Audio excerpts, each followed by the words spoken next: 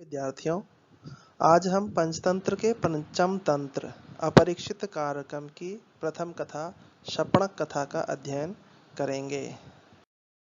चलचित्र में आपने शपणक कथा से प्राप्त होने वाली शिक्षा का अध्ययन किया। यह पंचतंत्र का वैशिष्ट्य है कि इसमें कथा से पूर्व ही उससे प्राप्त होने वाली शिक्षा का निर्देश कर दिया जाता है।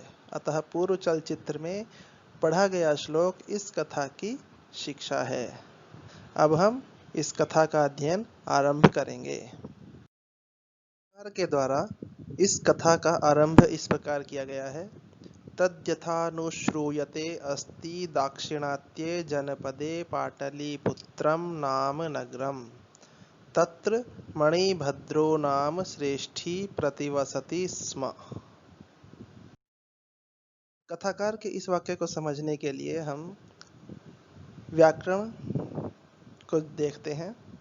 सर्वप्रथम संधि विच्छेद पर दृष्टिपात करते हैं। यहाँ पर प्रथम शब्द प्रयोग किया गया है तद्यथानुश्रूयते। यह यद्यपि केवल एक शब्द नहीं ना होकर एक पूर्ण वाक्य है। इसमें दो संधियों का प्रयोग किया गया है, जशत्व एवं दीर्घ संधि। त के अनंतर द जो तृतीय वर्ण है, अतः वहां पर जशत्व संधि है, क्योंकि जशत्व संधि का संध्यक्षर तृतीय वर्ण होता है। अतः यहां से इस पद को जब विभाजित करेंगे तो हमारे समक्ष दो पद आएंगे, तत् एवं यथानुश्रूयते। अर्थात द के स्थान पर ता हो जाएगा और त यथावत रहेगा, शब्द बनेगा तत्। यथानुश्रूयते यथावत रहेगा।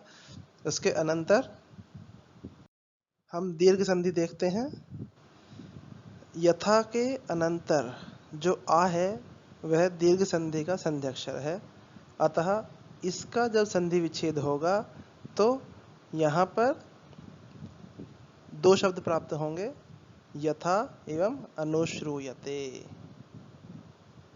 इस प्रकार इस एक पद के का संधि विच्छेद होगा, तत् यथा अनुश्रूयते।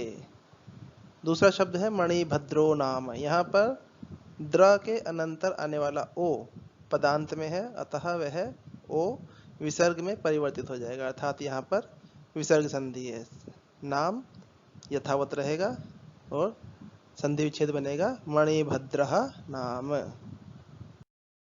इस प्रकार संधि विच्छेद के द्वारा सभी पदों को अलग अलग कर देने पर हम इस वाक्य का पद विभाग देख लेते हैं। अर्थात इसमें कौन कौन से पदों का प्रयोग किया गया है जिससे हमें अर्थ को जानने में सरलता हो।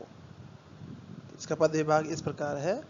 तत् यथा अनुश्रूयते अस्ति दाक्षिणात्ये जनपदे पाटलीपुत्रम नाम नगरम तत्र मणिभद्रः नाम श्रेष्ठी प्रतिवसति स्म। पद विभाग के द्वारा प्राप्त सभी पदों का हम व्याकरणिक परिचय देख लेते हैं, अर्थात उनका विभक्ति वचन देख लेते हैं, जिससे हमें अर्थ को जानने में सरलता हो। प्रथम शब्द है तत्, वह नपुंसक लिंग का है, प्रथम विभक्ति एक वचन का रूप है, सर्वनाम शब्द है। अनुश्रूयते अनुपसर्ग पूर्वक श्रु धातु से लट लकार प्रथम पुरुष एक वचन में अनुश्रूयते बनता है आत्मनेपद में। अस्ति अस धातु लट लकार प्रथम पुरुष एक वचन का रूप है। दाक्षिणात्य, दाक्षिणात्य शब्द का जो अकारांत पुल्लिंग है उसका सप्तमी विभक्ति एक वचन बनता है रामे की तरह। तथा तत्र यथा नाम एवं स्म, ये चारों शब्द यहाँ पर अव्यय प्रयोग किए गए हैं। आगे जनपदे शब्द दिया गया है। जनपदे शब्द, जनपद शब्द जो अकारांत पुल्लिंग है उसका सप्तमी विभक्ति एक वचन है। यह दाक्षिणात्य का विशेषण है और विशेष्य है। पाटलीपुत्रम, पाटलीपुत्र शब्द जो अकारांत नपुंसक लिंग है उसका प्रथमा एक वचन का रूप है। नगरम, नगर शब्द जो अकारांत नपुंसक में प्रयोग किया गया है, प्रथम विभक्ति एक वचन होगा। मणिभद्रः, मणिभद्र शब्द का अकारांत पुल्लिंग है, प्रथमा विभक्ति एक वचन का रूप है। श्रेष्ठी, श्रेष्ठिन शब्द जो नकारांत पुल्लिंग में आता है और प्रथमा विभक्ति एक वचन उसका प्रयोग किया गया है। प्रतिवसति, प्रति उपसर्ग पूर्वक वस धातु से लट लकार प्रथम पुरुष एक वचन में प्रतिवसति बनता है। पदों का व्याकरणिक परिचय जानने के उपरांत हम तदनुसार इन शब्दों के अर्थ को जान लेते हैं। प्रथम शब्द है तत्, जिसका अर्थ होता है वह। यथा, यथार्थात जैसे। अनुश्रूयते, यह क्योंकि लट लकार प्रथम पुरुष एक वचन का रूप है, अतः इसका अर्थ होगा सुना जाता है वर्तमान काल में। अस्ति, अस्ति का अर्थ इस कहानी में प्रथम स्थान पर है। यह यद्यपि इसका अर्थ है होना चाहिए, किंतु यहाँ पर क्योंकि यह आरंभ में आया है वाक्य के, इसलिए इसका अर्थ हो जाएगा भूतकाल में, अर्थात था। दाक्षिणात्य, दक्षिण दिशा में। जनपदे, जनपद में। पाटलिपुत्रम, पाटलिपुत्र। नाम, नाम एक अव्यय है जो नामक के अर्थ में प्रयोग किया जाता है। नगरम, नगर। तत्र, वहाँ। मणिभद्रः, मणिभद्र। श्रेष्ठी, सेठ। प्रतिवसति, रहता है। यहाँ पर एक अव्यय प्रयोग किया गया है स्म, जिसका अपना कोई अर्थ नहीं होता, किंतु जब वह वाक्य के अंत में आता है तो उस वर्तमान कालिक वाक्य को भूतकाल में परिवर्तित कर देता है। अतः इस अव्यय के द्वारा प्रतिवसति का अर्थ हो जाएगा रहता था।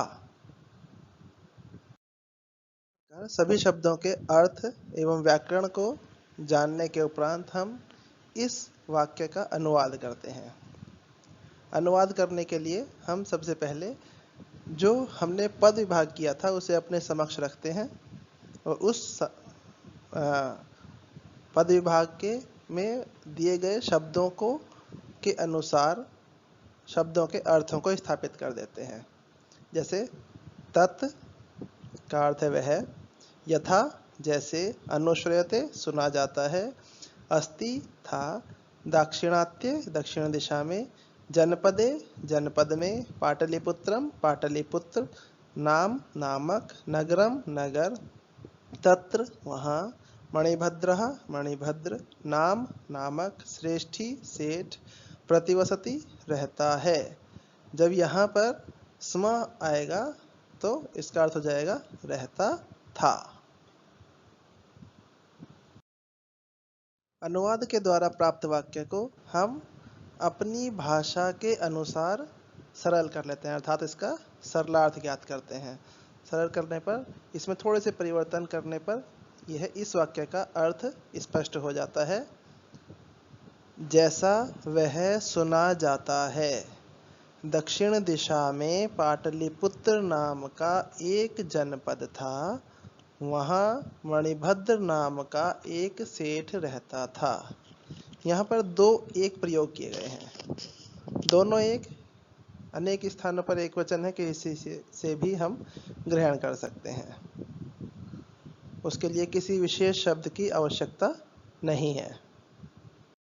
इस प्रकार इस व्याकरणिक एवं अर्थ विश्लेषण के द्वारा आपको अपने ग्रंथ को पढ़ने में सहायता प्राप्त होगी। धन्यवाद। अपनी समस्याओं के लिए आप पूर्ववत मुझे संपर्क कर सकते हैं। पुनर्मिलामः।